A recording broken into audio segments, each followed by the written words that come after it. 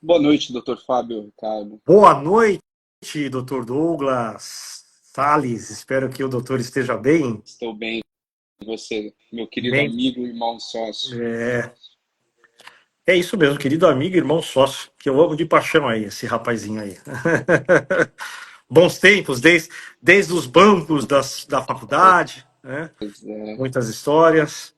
Hoje meu sócio e tenho que dizer, de coração, um dos melhores civilistas deste país. Então, vou fazer o quê? Só gratidão, só gratidão.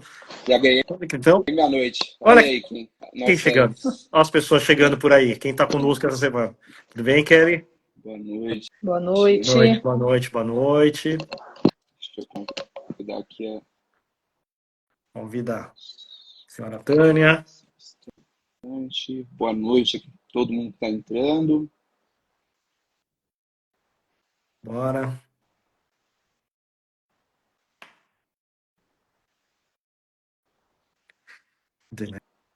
Boa noite, Boa noite, Hilda. Nilda. Ó, olá. Olá, Boa boa Boa noite. noite, boa Tudo noite, bem? boa noite. Bem, olha, é uma honra, hein, doutor Douglas? Uma honra que ter essas privilégio, pessoas aqui conosco hoje. que Que honra. privilégio, Né? que privilégio. Que privilégio, privilégio, privilégio. Eu já vou até falar um pouquinho delas ali, mas eu vou aproveitar aqui que as pessoas estão entrando. Mas eu quero, antes da gente começar a live, aí, colocar um pouquinho do que e por que a gente, né, quis falar sobre um pouquinho dessas coisas todas. Eu e o Dr. Douglas aí na Oliveira e Salles, a gente recebe constantemente vários processos, enfim, né, de divórcio. E a gente verifica aí uma dificuldade imensa quando se está tratando com as crianças, né, a respeito disso, né. Eu sempre costumo dizer que a família ela é um sistema, né. A gente coloca nessa função, ela é um sistema e que todos os membros do sistema elas estão coligados. Mas quando um membro vem a romper algo desse sistema, o sistema todo ele é atingido, né? Ele é atingido. Então, e o que a gente vê? O maior prejudicado com tudo isso, normalmente, são as crianças, né? As crianças são as que mais sentem, né? Todo mundo sente, obviamente todo mundo sente, mas elas sentem muito. Então, por isso que eu e o Dr. Douglas aí resolvemos fazer uma live, não para falar só de método jurídico, que também é importante nessa questão e a gente vai pontuar algumas coisas, mas para colocar pessoas que trabalham com crianças, né, possam, crianças e adolescentes, enfim, que são educadores, e aí já não é a minha praia nem a do Douglas, falar sobre isso. Então, por isso que a gente tem aí essa questão fundamentada, né?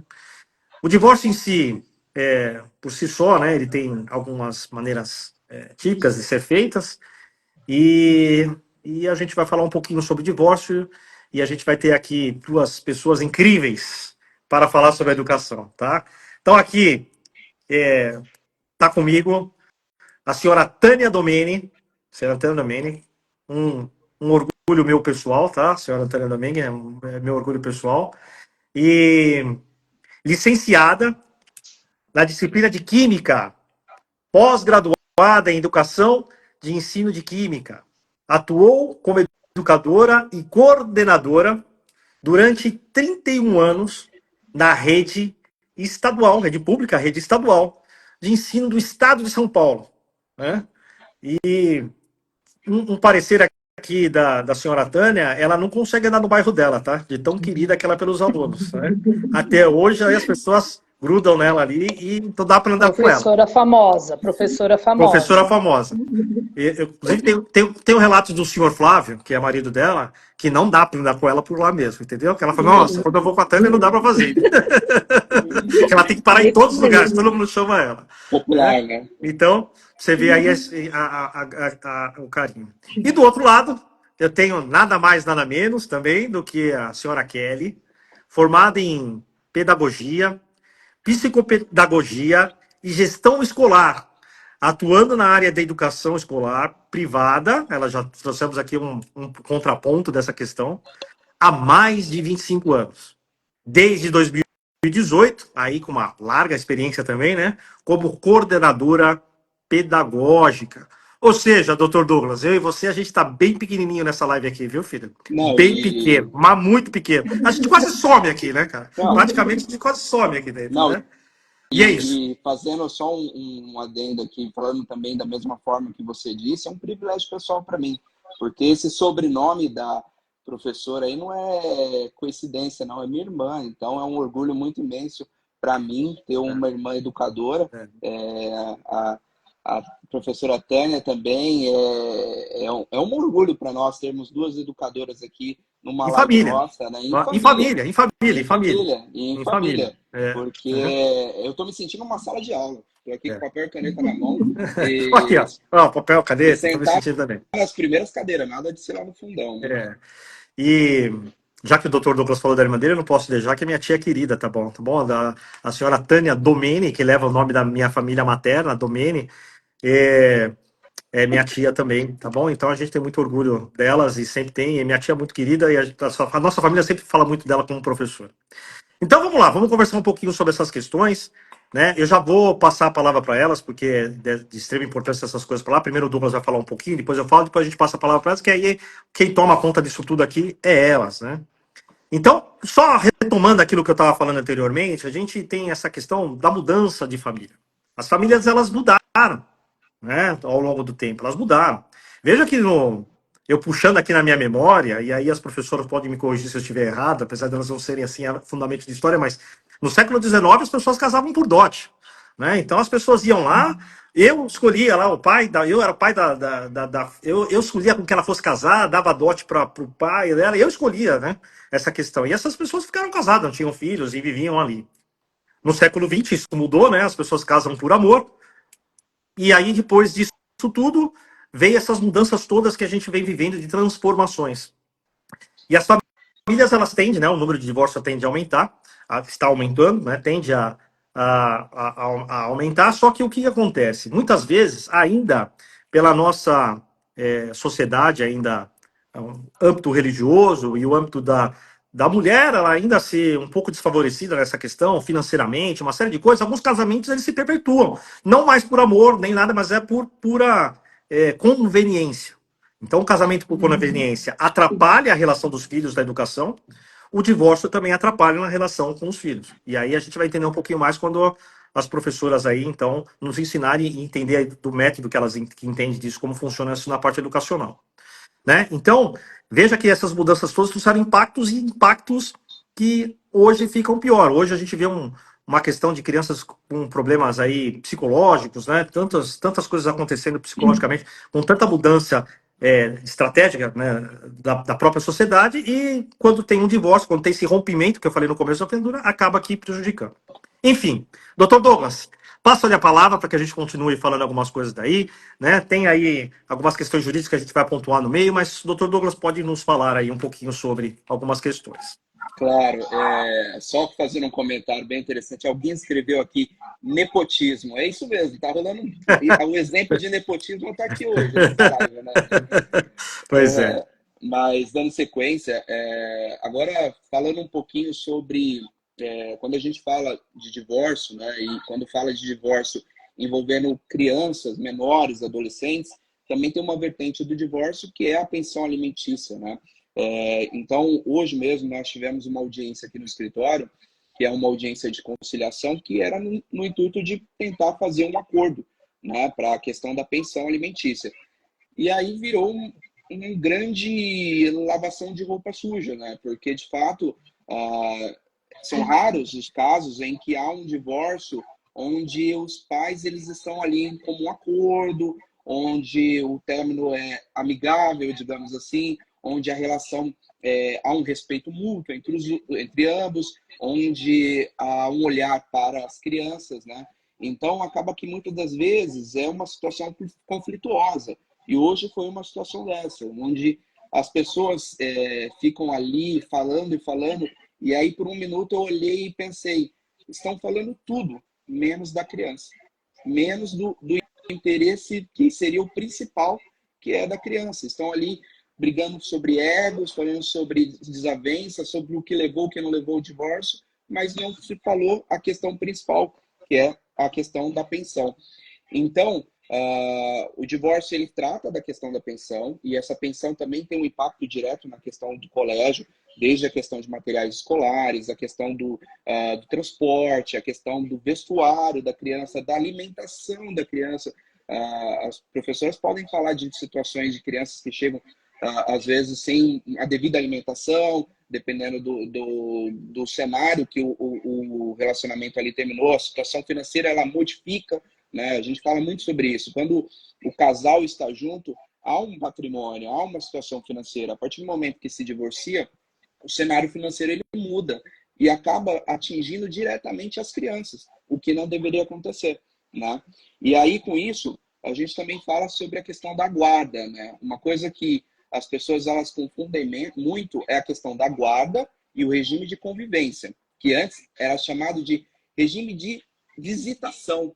Aí teve até uma discussão no STF, no STJ, que filho não é visita, né? É convivência. E aí, a partir disso, mudou o termo. E é muito acertado, porque, de fato, não tem como regulamentar uma visita, mas sim uma convivência dos pais com o filho. Então, quando a gente fala de guarda, a guarda compartilhada é a usual, que é a guarda que ambos decidem sobre as questões do filho, seja a questão de colégio, que colégio que vai estudar, a questão de religião, a questão de saúde, todas as questões em relação aos filhos é discutido em comum acordo com o pai e a mãe. Quando a gente fala de guarda unilateral, é uma guarda excepcional, que é uma guarda onde apenas uma pessoa decide sobre as questões do filho, seja o pai ou seja a mãe. Geralmente, essa guarda é quando há uma questão de risco para a criança, ou seja, uma questão que envolve agressão do pai com a mãe ou a mãe com o pai e que acaba atingindo o filho, e que o pai é violento, ou a mãe é violenta e acaba usando a guarda unilateral, onde apenas uma pessoa, seja o pai ou a mãe, tem as decisões referentes ao filho. Quanto à questão do regime de convivência, é aquilo que as pessoas costumam dizer, né? De 15 em 15 dias, que finais de semana alternados, e aí é o regime de convivência. Geralmente, em grande parte dos divórcios, o filho passa a morar com a mãe, e aí, aos finais de semana intercalados, o genitor retira geralmente na sexta-feira e volta a criança para o lar materno no domingo, e tudo isso é estabelecido através de um acordo. E isso tem um impacto muito grande na questão de colégio, porque muitas das vezes a retirada é no próprio colégio, na sexta-feira, e aí, se não houver uma comunicação prévia com o colégio, pode dar um problema. Então, mas isso é um assunto que a gente pode falar mais para frente. Mas, basicamente, era isso que eu gostaria de falar, doutor Fábio. Só complementando também, hoje, com a facilidade de algumas coisas, né? Há pouquíssimo tempo foi implantado dois tipos de divórcio: o divórcio judicial, né? Que é aquele que a gente tem que levar para o judiciário, normalmente quando tem menores envolvidos, obviamente, né? Essas questões, até porque todo divórcio, quando existe uma criança envolvida, existe o Ministério Público, né? E, para quem não conhece, o Ministério Público, na Constituição brasileira, ele é o guardião das crianças, né? Então, toda vez que, em qualquer processo, existir um menor, a presença do Ministério Público ela é obrigatória para que ele possa conceder se está tudo ok. Até quando decidimos a guarda, aqui que nem o Dr. Douglas brilhantemente explicou como funciona a guarda, há necessidade do Ministério Público olhar para nós e dizer, ok, para o juiz e para nós aqui Nossa, colocaram uns efeitos aqui de mim aqui, eu não sei ideia. Não fui eu. O Ministério Público pode falar para o juiz e para os advogados, falar, não, tá ok, tá tudo ok, pode seguir dessa forma, tá bom? Então existe o divórcio também extrajudicial, que esse é feito dentro do cartório, né, pelo cartório, muito mais prático, mais rápido e com um custo menor, porque um advogado pode fazer para as duas partes e seguir em frente. E o divórcio aí judicial, quando realmente, de fato, começa a ter brigas mais eloquentes, e aí a gente acaba fazendo isso. Bom, enfim, já demos a introdução um pouco do direito, já falamos um pouquinho disso tudo, e agora a gente vai para a parte que nos aplica aqui as nossas convidadas, que vai ter bastante. Ô sócio, eu me sinto, nós dois somos sabe aquela banda de abertura do grande espetáculo? Tá aqui, Pois né? é. A gente é aquela banda que vai abrir o show. Mas Pois o espetáculo mesmo é agora. com toda certeza. Então, assim, a Kelly trabalha um pouco mais, trabalha com as duas áreas, mas trabalha um pouco mais com as crianças menores. A dona Tânia trabalha já com um pouco mais de adolescente, tem mais experiências, uma no colégio estadual, outra no colégio público, então elas vão dirimir aí essa questão. Então, fica aí a questão. Vou começar aqui pela dona Tânia, para ela falar um pouquinho sobre a questão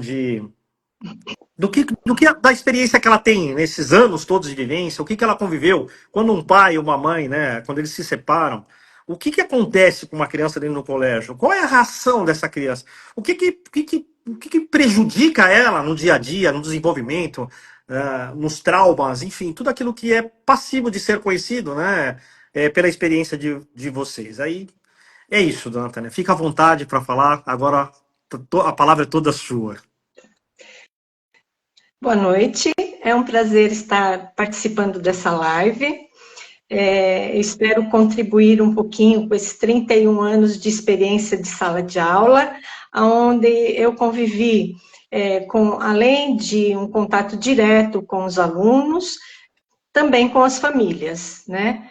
Então, eu acredito assim que qualquer desestabilização dentro de um grupo familiar, sempre o mais afetado são as crianças e os adolescentes, porque os pais, eles, nessa discussão, nesse ímpeto de brigas e de separação, como o doutor disse, né, quem vai ficar com quem, com relação ao financeiro, eles acabam deixando o olhar para os filhos, né? Eles acabam se envolvendo muito nessa questão pessoal e deixando de lado o lado emocional dos filhos nessa questão, que é o mais importante de tudo e é onde são, acredito eu, os mais prejudicados, né?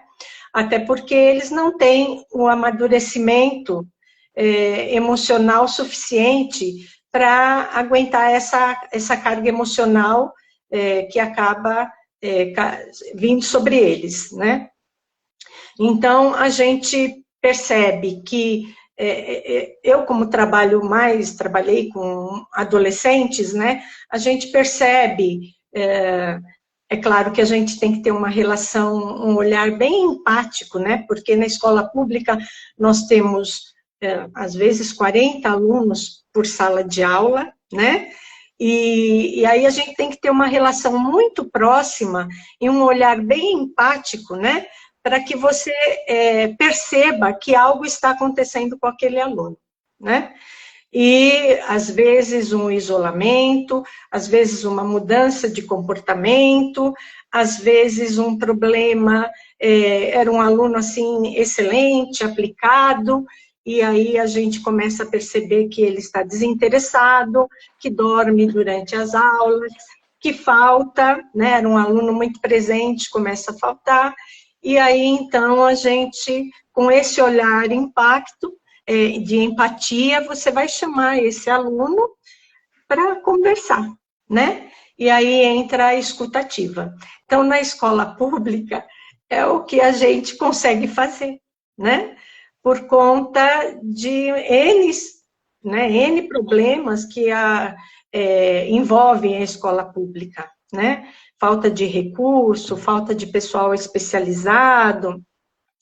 Então, a gente acaba tomando para si essa responsabilidade de apenas assim, de acompanhar mais de perto, uma conversa, uma escutativa, e quando a gente percebe que a coisa está ficando meio que mais grave, foge ao poder do professor de tomar algum outro tipo de decisão, aí a gente remete à coordenação ou à direção, né? Que de repente vai chamar esses pais para conversar, não é? E aí nessa conversa percebe-se mesmo que essa separação é que está causando tudo isso, né? Então, principalmente na escola pública e nas escolas de periferia, onde o poder aquisitivo é muito pequeno, né? E os próprios pais não têm instrução do que, né, do que fazer, eles se separam, vão, brigam e pronto, né? E aí, muitas vezes, as crianças acabam até, os adolescentes principalmente, acabam até desistindo de frequentar a escola. Alguns deles, por conta de passar a ter responsabilidades, porque fica a cargo, principalmente das mães, a responsabilidade dessas crianças, né? E muitas das vezes acabam tendo que ir trabalhar para ajudar na renda, ter que se afastar da escola porque precisa cuidar dos irmãos, né? Então, é um problema, assim, de grande proporção, né? E é isso, a gente só trabalha com um olhar de empatia mesmo, de uma relação positiva, de uma construção de laços, para estar percebendo e ajudar na medida do possível, né? Esses alunos. Então, existe um estresse emocional muito grande, existe uma mudança de rotina dessas crianças, né? E aí que culmina no desempenho acadêmico muito ruim, né? Que chega até, muitas vezes, a desistir daquele ano de estudar. É isso. E eu gostaria que a professora Kelly também complementasse aí a minha fala com relação a esse assunto, e aí a gente vai complementando uma outra as nossas falas, né? Com relação à escola pública, a relação à escola particular, eu acho que deve ter uma diferença, né? Porque existem, nem sempre, né? Porque tem as escolas particulares, né? Que tem um grande nome e que tem todo um apoio de psicólogos por trás, e tem as escolas particulares singelas também, né, que não, às vezes também não difere muito da escola pública com relação a esse apoio a essas famílias e a esses alunos, né. Então, não é uma coisa assim que a gente possa interferir demais. O que a gente pode fazer, enquanto professora e depois coordenadora também, que normalmente é a coordenação que acaba conversando com esses pais, né, é orientar com relação de como agir, né, nesses casos, para que o impacto na vida, tanto emocional como escolar, seja o menor possível para esse adolescente, esse aluno, né, e principalmente o adolescente que está numa fase que já é complicada, né? Uma fase de transformação, é uma fase perigosa até, né? E esses adolescentes, quando não conseguem administrar bem essas emoções, eles acabam buscando outros caminhos nada agradáveis, né? Como o uso de drogas e um comportamento agressivo. Então, a gente precisa ter um olhar muito especial com relação aos adolescentes, né? E é um processo, assim, que é de longo prazo a acomodação, né? Não é uma acomodação rápida, né? Que nem as crianças e nem os adolescentes se acomodam a essa situação muito rápido, né?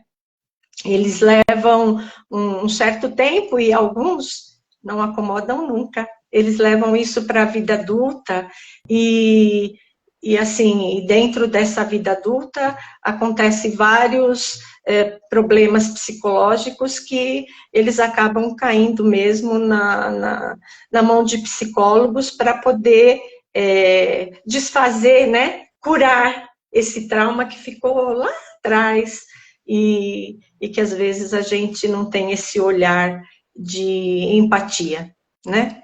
E esse olhar, assim, bem afetivo para essa situação, né? Porque acha, é normal, hoje todo mundo se separa, é besteira,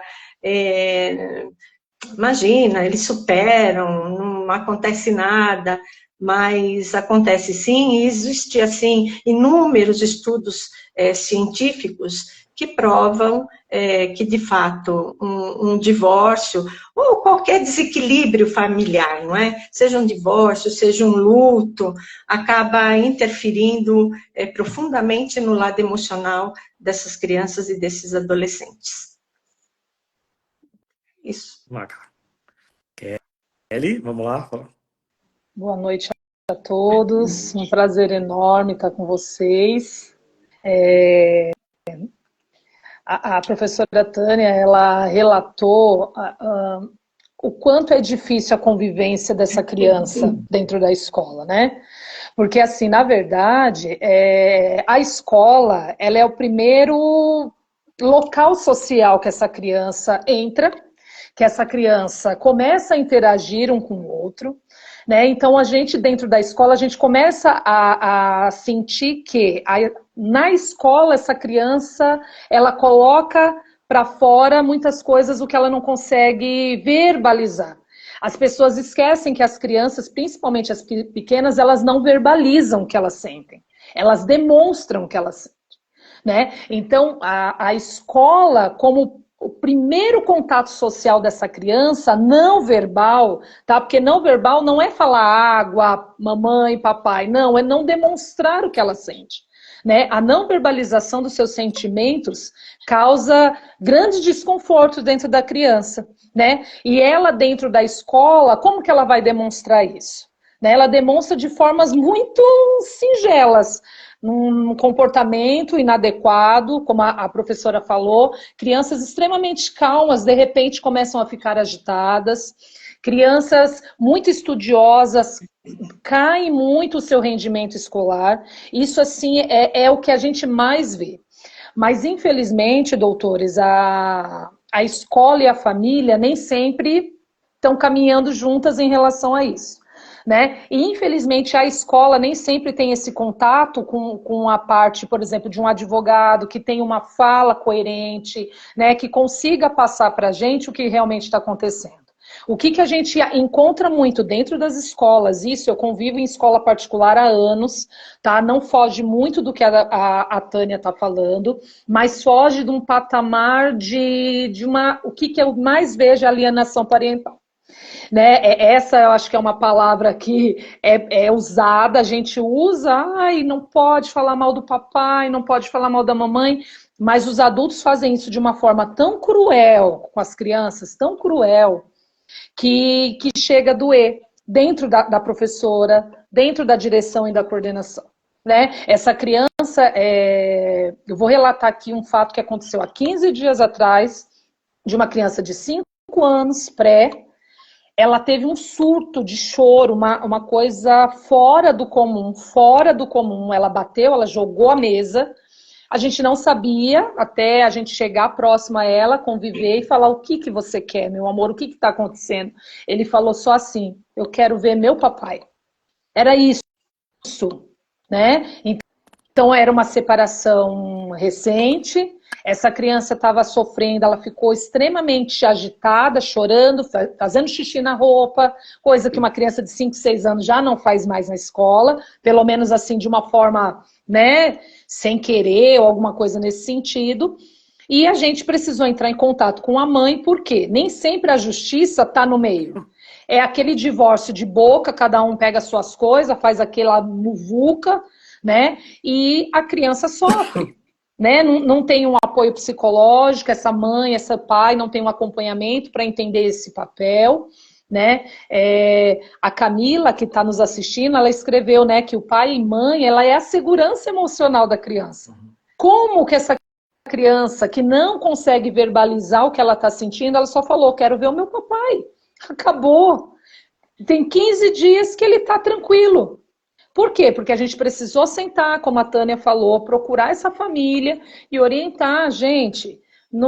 Nesse momento, quem está precisando de ajuda é o seu filho. A gente entende que um processo de separação é algo muito dolorido, a gente vê isso nas famílias, né? Mas a gente sente que Infelizmente, essas ações, eu diria até egoístas, né, no fato de, como o Douglas falou, são brigas, né, não se encontra uma solução em nenhum momento. Olha, fala, caramba, a gente tem uma criança aqui, vamos parar? Vamos parar para pensar que o nosso filho, a nossa filha está aqui? Né? Então, a escola, como é o primeiro convívio social dessa criança, a gente precisa ter um olhar extremamente atento ao comportamento. Então, o professor, eu não sei se a gente já vem com isso de fábrica, mas a gente tem um olhar muito aguçado em relação a essas mudanças, que podem ser até sutis demais ao olho de qualquer outra pessoa da família, qualquer outra pessoa, mas foge de dentro do que aquela criança normalmente fazia, né? Então, assim, a gente procura ao máximo estar próximo da família, isso, pelo menos dentro de todos os locais que eu trabalhei, e no meu perfil como educadora, penso dessa forma. Se meu aluno está tendo algumas ações que não estão legais, que não é da questão pedagógica, né? O Joãozinho não está conseguindo aprender matemática.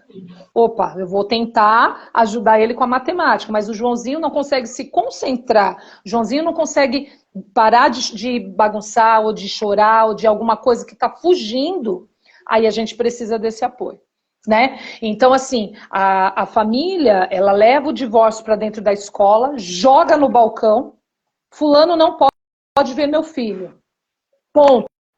Mas, mãe, qual o papel?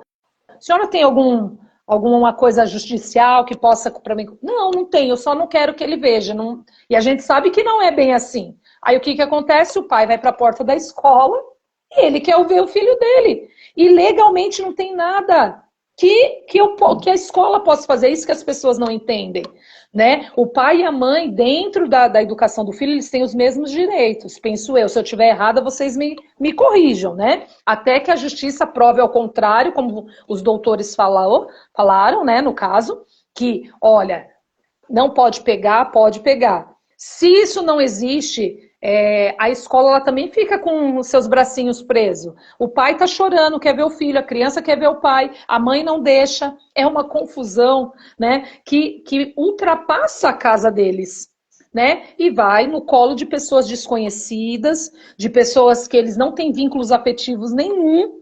Você imagina essa mãe ter que falar que ela não quer que aquela pessoa que um dia ela chamou de marido não pode mais ver o filho, mas por quê? Aí ela tem que expor algumas situações que para ela é muito constrangedoras, e a gente entende, como o Dr. Douglas falou, violência doméstica, né, tantas coisas pesadas, mas infelizmente quando a gente fala isso para ela, mãe, mas ele tem um direito legal, porque muitas vezes esse pai vem com a polícia.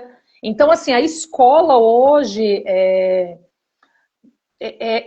um local onde tudo se joga, e infelizmente a saúde emocional dessas crianças fica muito, muito abalada. E isso, claro, que nós como educadores a gente sente no resultado acadêmico dessas crianças, né? No crescimento pedagógico deles, nesse desenvolvimento cognitivo.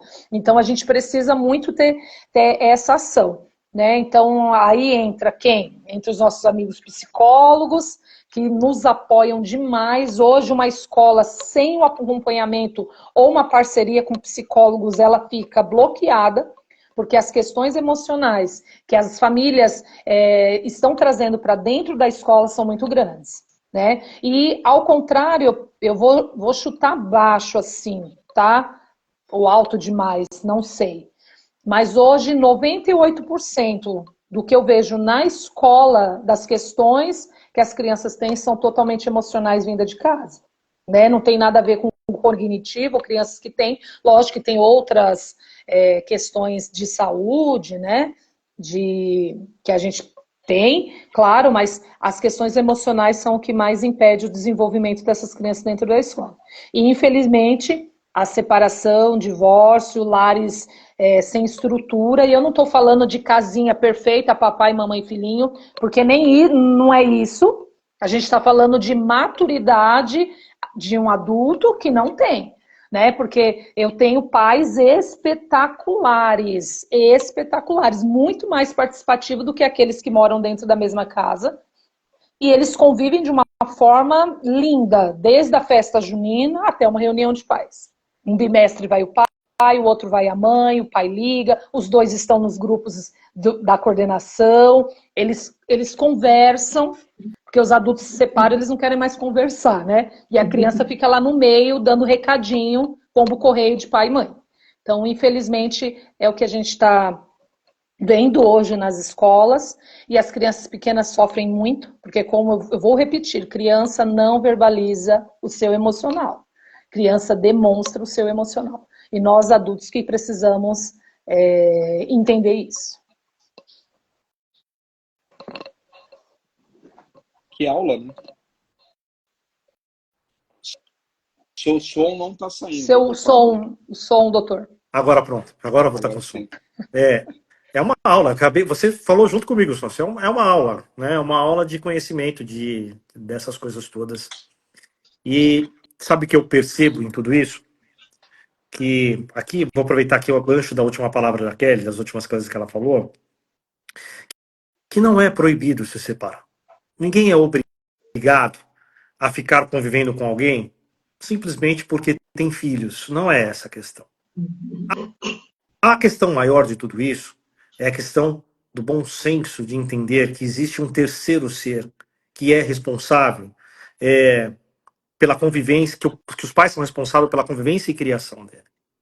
O que muita coisa acontece, infelizmente, nós como seres humanos, estamos aprendendo a mexer com a psicologia, e aí é uma coisa minha também interna, é uma coisa que eu também admiro muito, gosto muito, que é a parte da psicologia, e tenho me aprofundado cada vez mais nisso, para entender um pouco do ser humano. E o que eu vejo com tudo isso? Durante anos a gente vem trazendo traumas, né? Porque nós, por mais bom pai que nós somos, ou mães e pais, a gente carrega traumas, né? Só que a gente vive numa geração onde os nossos pais não curaram esses traumas, porque eles não iam a psicólogos, eles não tinham essa questão. E eles automaticamente repassaram isso para nós. Pela advência aí do mundo moderno, nós vemos hoje essas crianças com muita situação diferenciada dessas coisas, que tem essa oportunidade, mas os pais não conseguem enxergar isso. Eu costumo utilizar, por exemplo, vou usar aqui uma coisa do PNL, que são duas coisas diferentes. Existem duas palavras que a gente tem que reprogramar em nossa questão. A influenciar e manipular. São duas coisas completamente diferentes. Só que os pais confundem essa situação com a educação dos filhos para favorecer a ele. Porque a influência, você influenciar o seu filho, influenciar essa pessoa que está lá, é exatamente fazer com que seja o bem dela, né? O bem dela. Então você influencia ela para o bem dela. O que os pais fazem é manipulação. Eles manipulam a criança para que ela faça algo por interesse dele. Ou seja, eu me separei da minha esposa, não quero mais falar com ela, ela não me serve para nada, porque ela xinga ela de tudo quanto é nome, né? Tudo que ela fez por mim, e aí a meu filho não pode falar com ela. Então, favorecendo eu não conversar com ela, para o meu filho não conversar com ela, favorece quem? A mim. Isso é manipulação. E isso é o que mais tem, por isso que aí a alienação parental, ela é constante no escritório. Ligam para nós, pessoal, a gente, advogado é igual médico, tá? Os caras ligam meio-dia de domingo. A minha mulher não quer deixar eu pegar meu filho. O que eu faço? Eu vou chamar a polícia, eu vou arrebentar tudo. E você fala, calma. Olha só os absurdos que isso acontece. Mas acontece. Por quê? Por falta de bom senso. Por uma questão de manipulação e não de influenciar. O que as professoras, né, as educadoras, elas tentam fazer? Elas tentam influenciar os pais e a mãe para que eles possam ter um mínimo de bom senso para a educação dos seus filhos, porque vocês sentem na pele. Parece que eles não enxergam isso aí dentro, né? É uma questão horrível. E sobra realmente para os colégios. E na parte do direito, isso é comum, tá? Essa alienação parental separou, existe alienação parental. Mas por rincha do pai e da mãe. Doutor Douglas? Sim.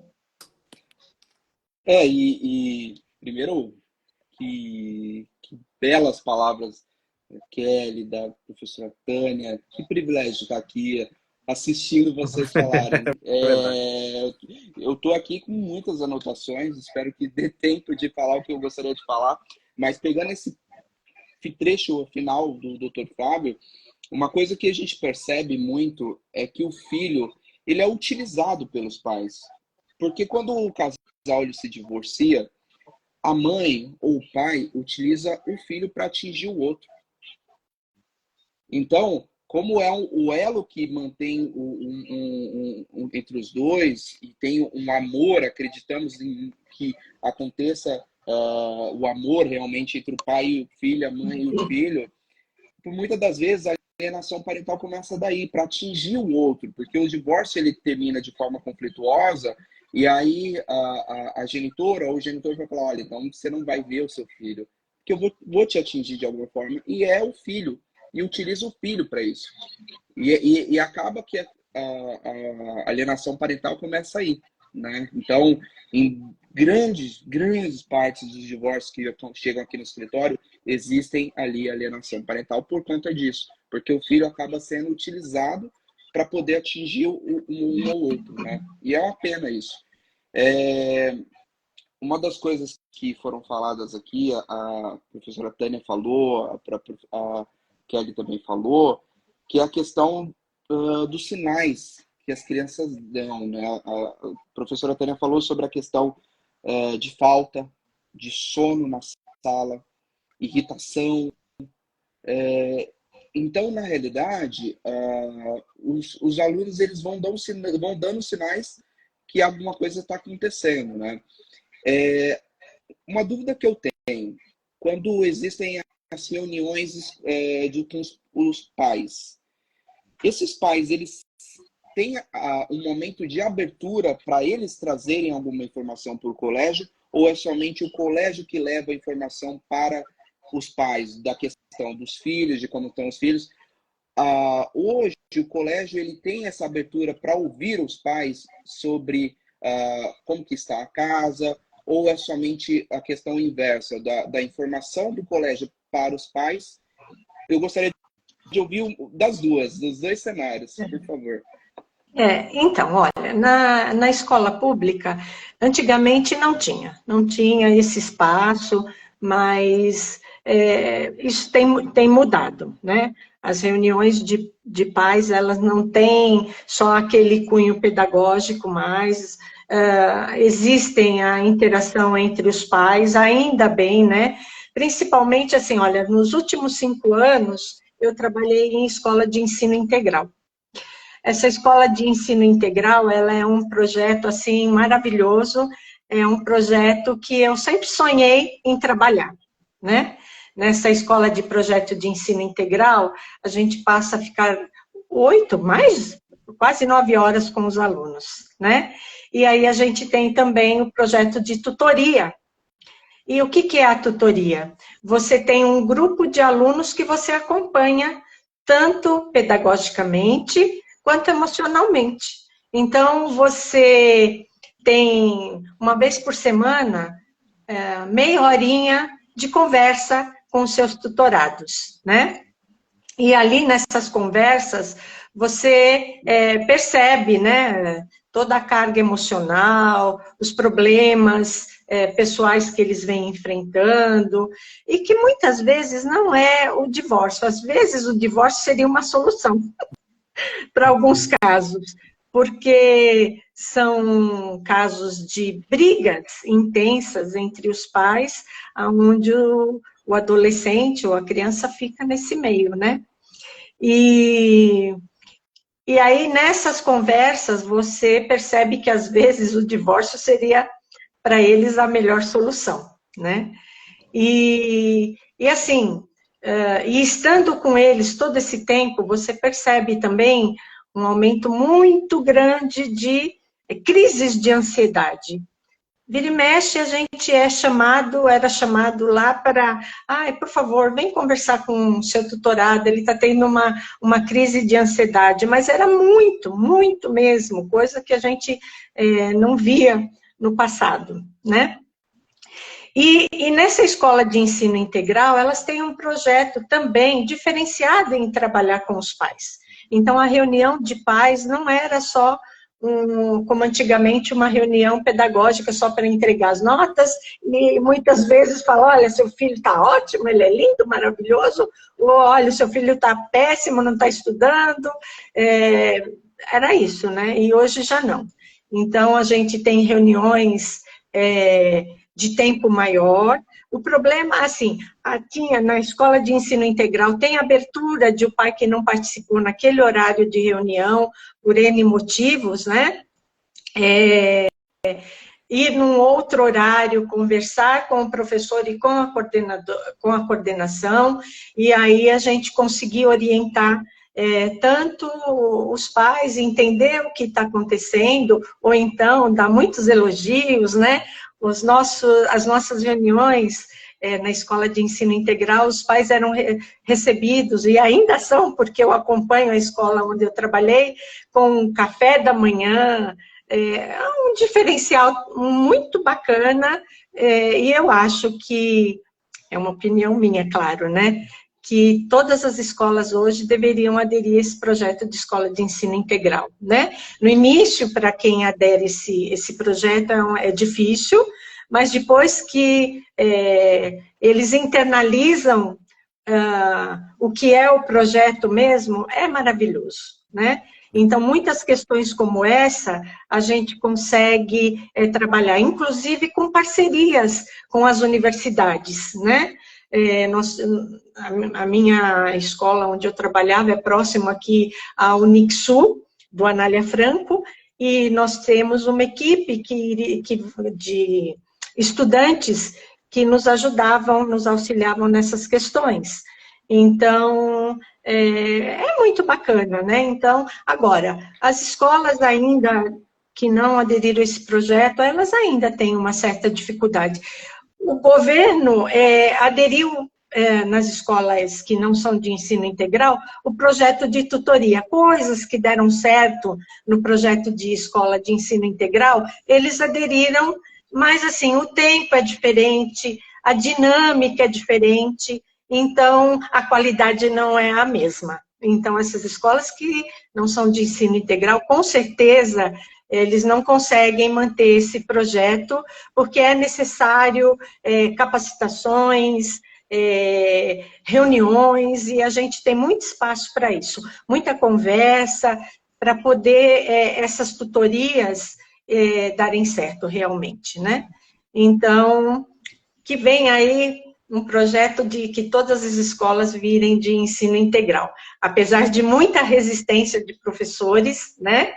Porque muitos professores, eles acumulam cargo de prefeitura e aí eles têm que optar entre uma ou outra, porque não tem condições de trabalhar 8 horas seguidas em 2 redes diferentes, né? Mas eu, particularmente, achei, assim, um projeto dos meus sonhos. Legal. E é isso. Só completando, pelo menos onde eu trabalho hoje, tá? A nossa relação com as famílias, ela é extremamente aberta, né? Tanto os pais como até os alunos, né? Eu tenho uma pequenininha aí, ó, essa Rai Martins, é uma pupilinha minha que está nos assistindo, e é muito bom ver as crianças e os adolescentes tentando entender assuntos importantes, né? E a gente sempre manteve essa questão de um bom relacionamento e de uma boa conversa. Quando o pai sente essa abertura vindo da parte da gestão da escola, isso é muito mais fácil. Ele se sente mais à vontade de trazer alguns problemas, que pode sim, o pai ou mãe, ele sabe que está acontecendo algumas questões com o filho, né? Mas como o Douglas teve essa dúvida, será que eles trazem isso a fundo? Aonde eu trabalho, a gente tem isso, então a gente procura conversar muito em relação família e escola. Então, a gente deixa esse caminho aberto, os pais sentem essa tranquilidade de vir nos contar coisas muito íntimas, né, de relacionamentos doloridos para eles, porque a parte do divórcio é dolorida, a gente sabe disso para os pais, né? Mas quando a gente consegue ter essa conversa, às vezes não dá para ser o trio, né, a coordenação e o pai e a mãe, mas um de cada vez a gente tenta. Tem pais que a gente não tem acesso, mas quando a mãe se sente à vontade de trazer e a gente fazer algumas orientações para ela mesmo, de um bom diálogo em casa, isso traz bons resultados. Mas assim, eu convivo muito com os adolescentes também, fico bastante com os pequenininhos, mas eu tenho muito isso de trazer eles para mim. Então eles chegam na minha sala, eles choram, então eles trazem algumas questões que doem dentro deles, né?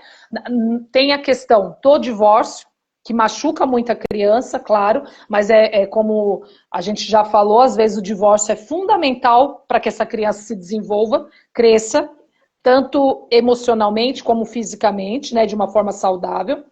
Mas também tem aquela outra questão dos novos relacionamentos. Né? Os novos relacionamentos causam tantos problemas quanto o divórcio. Porque assim, o pai e a mãe se separou, automaticamente já vem uma terceira pessoa e as crianças nem sempre conseguem lidar com isso. Porque vem a questão dos ciúmes, vai me esquecer, tem toda essa questão. Mas eu acho que o diálogo está muito mais aberto, como a professora Tânia falou. Antigamente, cada um no seu quadradinho. Hoje não tem como isso existir mais, né? A criança, ela precisa ser vista como um todo, né? E o todo não é só aprender a ler e escrever dentro da escola. O todo é ela conseguir se desenvolver, conseguir conviver em sociedade.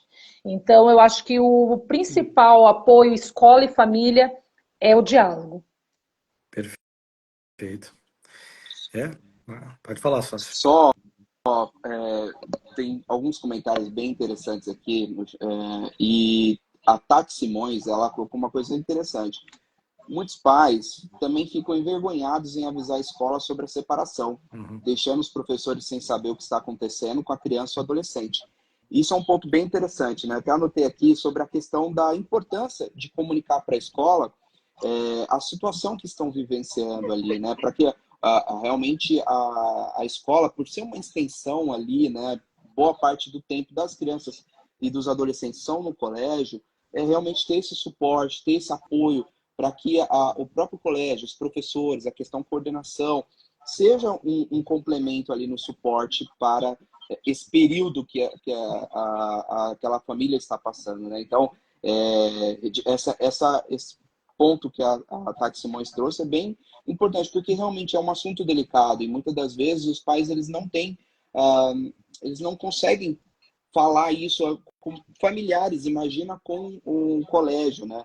Mas é interessante isso dessa questão da própria abertura do colégio, e aí um pouco em cima a Domene coloca aqui, poucos professores têm essa visão, têm esse preparo para lidar com essa questão. Então, olha como hoje o colégio ele é muito mais do que só ensinar, não só, pelo amor de Deus, é extremamente importante, mas ele vai muito além também da questão social, da questão do desenvolvimento humano, né, das crianças. Então, o olhar dos professores hoje, além da matéria que é dada em sala de aula, é muito importante, né? Então, é uma pena que não sejam todos os professores que tenham essa visão, que ali não está formando apenas um aluno, mas está formando um cidadão, né? Então, hoje a gente vê muitas pessoas que, infelizmente, até numa parte criminal que nós temos acesso aí, de pessoas que não tiveram acesso à educação. E isso faz toda a diferença no percurso da vida daquela pessoa, né? Então, hoje, a gente tem o privilégio de ter duas educadoras aqui e só confirma a importância da educação na vida de qualquer pessoa. Sócio, é só a gente olhar para nós mesmos, né? E quando a gente vê uma pessoa feliz, de bem com a vida, e você pergunta para ela quais são os momentos bons da vida dela, ela com certeza, ela vai olhar para trás e vai falar, na minha época de colégio, na minha época que eu estudava. Então você veja a importância de você criar essa raiz lá do início, porque é ali, não tem como, por mais que você seja toda aquela... Essa é a raiz. Os meus melhores amigos, as minhas convivências, aquilo que for bom para mim, eu tenho na minha lembrança até hoje, né? Tenho gratidão por isso. Então, quando você tem essa formação, então o colégio ele não pode ali, né? Uma criança que passa por um momento difícil, ele vai para um colégio num momento também difícil, porque assim, o que ocorre? Na verdade, um divórcio ele tem 4 fases. Todo divórcio ele passa pelas 4 fases. A primeira, a decisão de se divorciar. Essa é a primeira fase. A segunda, quando ele começa o planejamento do divórcio, que é toda essa questão, quem fica com o filho, como que vai fazer, o que, que vai dividir, o que, que não vai dividir. A terceira fase, que é a fase do luto. Porque por mais que a pessoa esteja querendo se divorciar e tem essa coisa, ela passa pela fase do luto. Porque ela perdeu a questão da família originária. Ela perdeu aquelas questões lá. Eu estou te falando isso com todo mundo e é todo mundo envolvido que está na família com o divórcio. E aí então vem a última fase, que é a fase da aceitação. E é onde as coisas começam a melhorar. Só que tem pai que fica na fase 2 o tempo todo, ou fase 3 o tempo todo e não desenvolve. E o filho, por consequência, vai junto no luto. Vai junto nessa questão. Então, essa é uma questão também que a gente tem que levar em consideração quando a gente observa as crianças, como é que tá. Até nós, né, só quando tem os problemas familiares ali, para nós é nítido que fase que eles estão. É fase, né, já estão separados ali, né? Até porque todas essas questões que a gente fala, inclusive de casamento, tudo, serve para pais que têm uniões estáveis. Às vezes, né, casaram porque a pessoa que convivia com ele ficou grávida, e aí logo depois se separaram. Então, são diversos problemas que tem ali que causam esses traumas nas crianças, que somente os educadores do colégio, né, são a parte mais essencial de tudo isso. Não tem como um colégio não ter essa visão profunda. E quando diz que não existem professores, existem professores que não enxergam isso, eu acredito. Mas isso faz parte de toda a profissão, né? Como existe advogado que não orienta o que tem fazendo, como existe médico que não vai cuidar daquilo, como existe, né, tantas outras questões, né? Só que de todas as profissões que existem na face da Terra, todas começam com essas pessoas que estão aqui. Essa é a grande verdade, com essas pessoas que estão aqui, que são a base da educação, o início da educação, né? Sem elas, eu não seria advogado, Douglas não seria advogado, e nem elas seriam pedagógicas se não tivesse quem tivesse ensinado elas, né? Então, por isso que, para nós, né, e aí, falando da questão oriental, né, a única pessoa que se curva, né, que o príncipe se curva ao passar não é um professor, não é isso? Se vocês me corrigem se está errado. O príncipe ele não se curva para ninguém, né? Mas a sabedoria oriental, né, dos japoneses, a única pessoa que ele se curva perante é de um professor. Então, eu sempre me curvo para vocês, sempre na minha vida. Vou continuar me curvando sempre. Porque sem vocês, nós não temos. E a única base de mudar esse país do jeito que ele está, aí eu vou falar um pouco de coisa, é na educação. Nós não temos uma educação ainda civilizada totalmente para a gente poder fazer disso aqui um mundo melhor. Mas, professora do Colégio de Estado, cara, elas se desdobram para poder fazer o que tem, porque elas também não têm recurso para fazer isso. No colégio particular, você vê que ela fala que também às vezes não é aquela sensação toda, né? Diferente de quando você olha países extremamente desenvolvidos, onde a educação ela é primordial, ela é o princípio de tudo, é injetado dinheiro, é onde você tem essa questão e aonde as pessoas se reverenciam para a educação. Eu fico aqui muito agradecido pela presença de vocês. Para mim foi uma aula, para mim foi uma questão de sabedoria, né? De absorver conhecimento. E eu tinha muitas dúvidas em relação a isso, porque eu e o Douglas ficam lá na mesa de trás e acontece muita coisa. Talvez a gente consiga hoje enxergar de modo diferente, né? Essa convivência. É pouco tempo aqui, a gente poderia ficar falando aqui horas sobre essa questão, mas veja, o pouco tempo que a gente falou, o quanto que a gente já não absorveu e não entendeu, né? O outro lado da história, que é esse aí. Doutor Douglas? Tem uma pergunta bem interessante do nosso querido amigo Neto Almeida, que ele coloca aqui. Doutores, o que o advogado pode fazer para amenizar os impactos negativos nas crianças e adolescentes no processo de divórcio? Eu vou fazer um comentário, mas também que gostaria que o doutor Fábio também falasse. Uma das questões aqui, uma das vertentes que é o que a gente chama de algo inegociável no escritório, Oliveira Salles, é a questão da advocacia humanizada, que é tudo isso que a gente está falando aqui, né? Da questão de ter a questão da escutativa, né? De ouvir, de entender a situação e trazer uma solução aplicável para aquele caso. Então, aqui no escritório, em todos os casos, nós fazemos reunião com os nossos clientes. Porque hoje a vida é muito corrida, as pessoas mandam um áudio para a gente, olha, minha situação é essa. Pera, vamos conversar? Que as pessoas, elas falam, não, é só um divórcio. Quando a gente pega, faz uma reunião, a gente consegue ver tantas outras questões que num áudio de WhatsApp ou uma mensagem não era visto. Então, nessas reuniões que nós fazemos, nós orientamos os nossos clientes da melhor forma a seguir, porque muitas das vezes eles vêm com algumas decisões, com algo que eles decidem entre eles, ou até mesmo, eu quero fazer isso, eu quero fazer aquilo, e a gente nessa parte humanizada, que tirando lei, tirando toda a parte jurídica, a gente mostra qual que é o melhor cenário na questão do divórcio, qual que é o melhor cenário para um regime de convivência, na questão da pensão alimentícia. Então, se chega um genitor falando para nós, olha, eu quero pagar R$100 de pensão alimentícia, eu sou o primeiro a falar não. O doutor Fábio, que é um grande pai, maravilhoso, avô, por mais que não pareça, é avô, ele poxa, não, ele vai orientar, ele vai dar o parecer, assim como eu, do que é adequado. Então, a gente busca, através dessas nossas conversas com os clientes, orientar para que haja uma solução jurídica, porém que minimize os impactos com as crianças, desde a questão do regime de convivência, da guarda, orientando justamente o que é uma guarda. Isso que a gente iniciou falando. Primeira coisa que a gente faz você sabe o que é uma guarda? Não sei, não vai morar comigo. Não, guarda não é isso.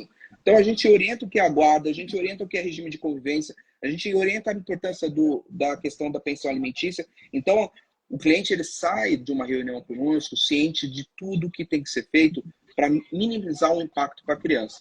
Doutor Fábio.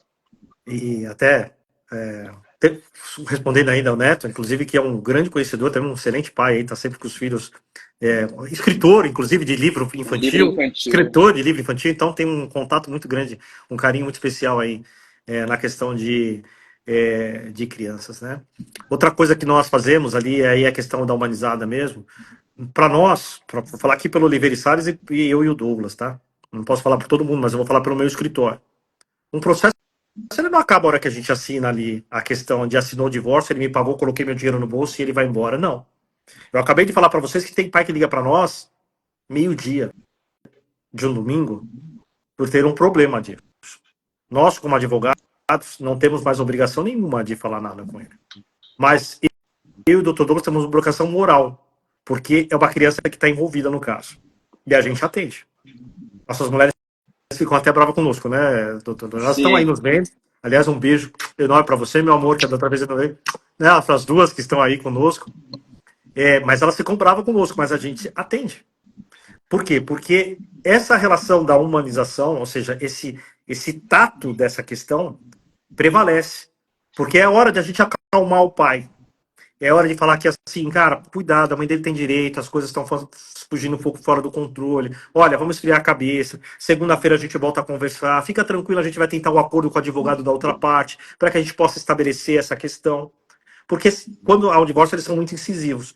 E eu e o Dr. Douglas, como advogados, para ajudar esta criança e essa família, a gente tem que estar disposto a escutar, a entender, a compreender, mas muitas vezes não concordar. E mostrar para eles o porquê que a gente não concorda. E eu vou falar, Neto, muitas vezes, claro que tem vezes que a gente não consegue tudo, mas eu vou falar que mais de 90%, vou chutar aqui, o doutor Douglas que me corrige se estiver errado, a gente consegue reverter a situação. Então, nosso papel como advogado é extremamente importante no divórcio. Por isso que a gente fala, quando contrata um advogado, procure bem o advogado que você vai contratar, porque tem advogados que querem dinheiro, tem colegas que vão querer o dinheiro, e não é mais opção dele. E tem a parte humanizada. E o Dr. Douglas, um canceriano, né, brilhante, né, ele sente aquela situação e ele acha que ele tem que resolver aquilo, muitas vezes, né? E sofre com aquilo, né? Eu falo, ei, tá bom, vamos ajudar, mas não precisa sofrer, né? Com essa questão. Então, é isso, tá, Neto? Eu espero que eu tenha respondido para ti. A nossa obrigação, nessa questão, o advogado, ele é extremamente importante. A parte humana do que ele tem. E acompanhar todos esses 4 processos que eu falei nessa questão, você está disposto a acompanhar todos esses processos. Porque né, desde a decisão, do planejamento, né, dessa parte do luto, e a hora que a aceitação, olha, cara, agora eu aceitei, agora eu vou fazer. Por que eu falo da aceitação? Porque o casal ele aceita, e aí, como acho que a Kelly falou, ou a minha tia Tânia falou, depois vem o segundo relacionamento da pessoa, porque ele vem com outro relacionamento. E aí ele nos procura, porque tá tudo tão bem, tão claro, que ele quer falar, doutor, agora eu quero seguir a minha vida, mas eu tenho um patrimônio que eu quero deixar pro meu filho. Eu não sei se eu vou ter outro filho com a pessoa, como é que eu faço para proteger isso ou aquilo? E já chegou numa aceitação. E aí a gente vai lá, prepara o que tiver que preparar para ele para defender o patrimônio do filho dele, porque é uma união que não está interessado realmente, de fato, na parte do bem material. Ele quer realmente fazer essas questões que desenvolvem. Então aí, quando ele chega nessa situação, é porque ele já aceitou, as duas partes já aceitaram, já estão convivendo melhor, já viveram sobre isso. Então veja, a importância do advogado na vida dessas crianças, da família em si. A criança é um subjetivo, porque a gente não fala com criança, né? Então, fala com os pais, e a gente entende a questão da criança. Talvez se a gente conversasse com as crianças, seria muito mais fácil, e a gente selecionaria um problema muito mais rápido. Não tenho a menor dúvida disso, né? Mas, infelizmente, não podemos. Tá? Então, acho que respondido para ti, Neto, que eu passo. Tem uma outra pergunta, doutor Fábio, que é uma pergunta direcionada para as professoras. A Ana Gábila pergunta, geralmente existe uma preocupação da direção do colégio em relação aos pais e alunos passando pelo divórcio, ou é feeling de cada professora? Eu posso responder. Então, Ana Gabriela é minha nora. Beijo, norinha. Então, assim... existem N problemas, né, numa escola pública. E, entre eles, acontece o divórcio. Então, não tem um olhar específico para isso, não. Aí, a gente começa tudo pela sala de aula mesmo, que é lá onde tudo acontece. O professor observa a mudança de comportamento, observa agressividade, observa início de ansiedade. E aí existe a escutativa, aquele laço do professor com o aluno, ele conversa com esse aluno passa a ter confiança nesse professor e ele se abre, e aí, dependendo do caso, a gente leva para a direção. Mas a direção em si, ela não tem como ficar vendo essas questões, porque são inúmeras questões que acabam... tudo que é dissocial, como disse a Kelly, né, acaba acontecendo dentro da escola. O boom, a explosão, acontece dentro da escola. Então, são N problemas, né? E um olhar voltado só para isso, não. Então, começa tudo mesmo dentro da sala de aula, com uma observação empática, com laços entre professor e aluno, esse olhar diferenciado do professor, que vai perceber a mudança desse aluno. Eu gostaria de complementar uma fala, que eu falo assim, que às vezes falaram assim, não sei quem foi dos meus advogados aí, que disse que às vezes na escola o menos importante é aprender a matemática naquele momento, né? E eu muitas vezes presenciei isso, né, enquanto professora de química. Muitas vezes o aluno, ele não queria saber nada de átomo, de reação química, e a gente, com esse olhar empático percebia que esse aluno precisava muito mais do que a química do amor e o abraço. Naquele dia ele precisava mais disso, e não da química em si, né? Então, é o que eu digo, tudo isso acaba refletindo mesmo na escola, né? Tudo que acontece na sociedade acaba explodindo dentro da escola, e o divórcio, nesse caso, é um deles, né? E o que eu queria complementar, que seria assim... coisas, às vezes, muito simples, os pais que estão aí nos ouvindo, e que se estiverem atravessando uma situação como essa, né, de minimizar essa situação, né, esse impacto emocional nos filhos, né, fazendo com que a rotina que ele às vezes é difícil, porque às vezes eles são obrigados a mudar de casa, às vezes até de escola, mas fazer com que essa rotina se modifique o mínimo possível, né? Que converse abertamente com os filhos a respeito do assunto, né? Principalmente com os adolescentes, que já têm uma estrutura melhor para absorver, né, e discutir um pouco mais com os pais, né? Mostrar para esses filhos que tudo bem eles ficarem tristes, né? Que não tem problema, e que os pais também estão tristes dentro dessa situação que eles estão vivendo, né? Procurar se aproximar mais da escola nesse momento, né? Porque é lá que tudo vai acontecer, é lá que os professores vão observar a mudança. Então, se aproximar mais da escola, né? Procurar ir fora de horário, conversar, ir às reuniões, porque muitas vezes os pais, nessa loucura toda de separação, acaba até deixando a escola de lado, acaba deixando de ir às reuniões no momento que seria muito importante, né? O pai modelar os alunos, os filhos, de uma forma positiva, né? Mostrar aspectos positivos, quando esse filho faz alguma coisa de bom, enaltecer, né? Falar, olha, filho, tá vendo? Mesmo você vivendo essa situação, você está conseguindo passar bem por ela, parabéns, olha, você vai conseguir, a gente vai conseguir se estabilizar, a nossa situação vai melhorar, é um momento difícil, mas tudo isso vai passar. E manter os limites, né? Não é porque se separou que tudo é um oba-oba, ninguém mais tem horário para nada, ninguém tem mais... Não, manter esses limites, né? E mostrar, principalmente para os adolescentes, que eles têm um futuro brilhante, independente de qualquer coisa, eles devem continuar focando no futuro, né? Então, é isso que eu gostaria de complementar. Muito bem.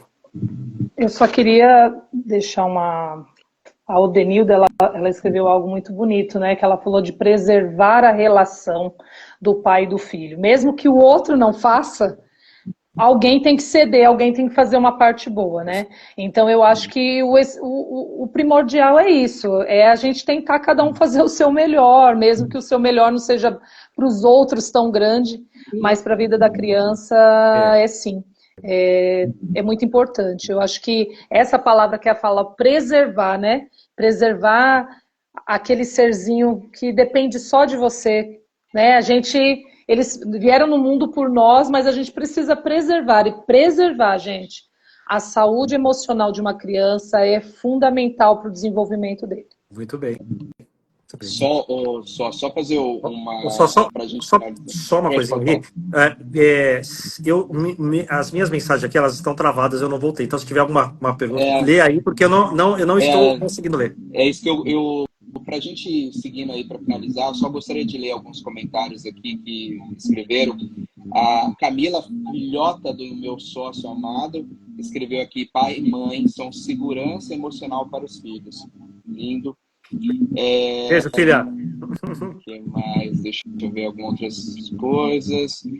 O que a Kelly colocou agora, né? Que a Odenilda colocou, e ela fazendo um relato dela mesma, né? Sou divorciada, mas sempre preservei a relação do meu filho com o pai. Infelizmente, do outro lado, nem sempre foi de preservação, mas assim, penso no meu filho acima de qualquer diferença com o pai dele.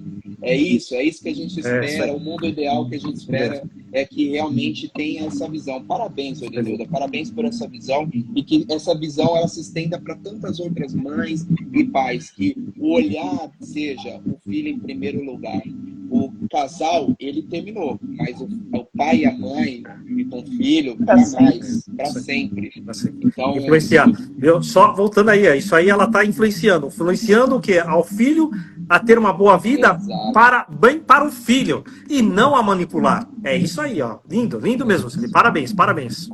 Parabéns. E temos aqui o Zé Ricardo, ele comenta: boa noite, excelente a live, parabéns por relacionar duas belas profissões com um tema tão complexo, com objetividade e riqueza de explicações. Muito obrigado, Zé. O Zé Ricardo, só para te falar aí, é um amante de Fusca. O dia que você quiser saber tudo de Fusca, É mesmo? ele é um amante, tem lá. Inclusive, ele tem uma relíquia lá, o carro dele fica exposto nos shoppings lá de Santos, cara. Que É isso. incrível. Vamos Vou lá, marcar eu de preciso ir. lá dar uma volta naquele. Vamos lá dar uma volta com ele, viu? Lá Eu vou. é. Seguindo aqui, temos a Mari Salles Coelho, que é a minha amada sobrinha, filha da minha irmã, colocando que e quando a mãe ou o pai desacorda de levar a criança a terapia, psicólogo, o advogado pode ajudar de alguma forma? Pode, Mari. Inclusive, nós podemos no caso, usar do próprio judiciário para fazer com que o pai ou a mãe faça isso, né, de levar para terapia, psicólogo.